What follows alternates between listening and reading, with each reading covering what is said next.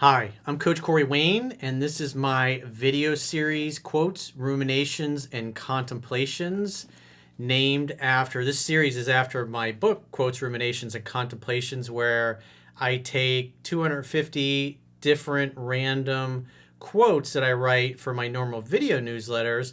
I read the quotes, and then I freestyle on them for a few minutes and kind of get into deeper meaning, examples, what they have to do with my work. And it basically ties in my first two books, 3% Man and Mastering Yourself, all the concepts that I teach in there. And so today, the title of today's video is going to be The Best Friend. And this is a quote from Aristotle, who lived a couple thousand years ago. And the quote says, "The best friend is the man who, in wishing me well, wishes it for my sake." So it's important because a lot of people have friends, and everybody watching this has people more than likely in our inner circle or our peer group that really don't belong there. Because life is hard. In order to reach your full potential, to accomplish your grandest goals and dreams in life, you're going to have people around you, especially people in your inner circle, especially the top 5 people that you spend most of your time with. You want people to be your biggest cheerleader, your biggest fan, the biggest source of encouragement. Because no matter how positive you are, the reality is big goals and dreams take a decade or more to accomplish. And you're going to have days where you're going to doubt yourself, where things aren't going to go well, when you have failures, when you have setbacks, when you lose a bunch of money on something that you thought was going to go well. You're going to have those tough days. And if your inner circle is full of people that are negative, going, "Oh, I told you that was a stupid idea. You should have never done that. You should have listened to me." Versus when you have people that are loving, that are supportive, that are also high achieving, you're like, "Hey, it's just one temporary setback, man. You'll figure it out. You always stick with it. Eventually, with enough time, enough repetition, enough permutations, you'll find the right formula to make that work. Don't lose hope, man. I have faith in you. You always figure it out eventually, no matter how much time it takes." And that's what you want. You want people that are good to you, good for your soul.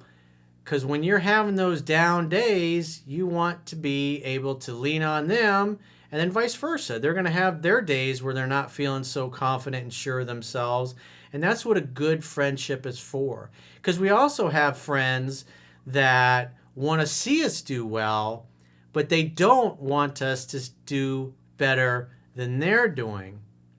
And so what you start to notice, especially as you go from being like the rest of the people in your peer group till you really start to succeed, maybe you're making more money than them, you get in better shape, you get a better attractive girl in your life, or if you're a woman, you attract a better quality man in your life, things start going better, and people that you thought really cared about you and were cheerleaders now have negative things to say, or they're talking shit about you behind your back.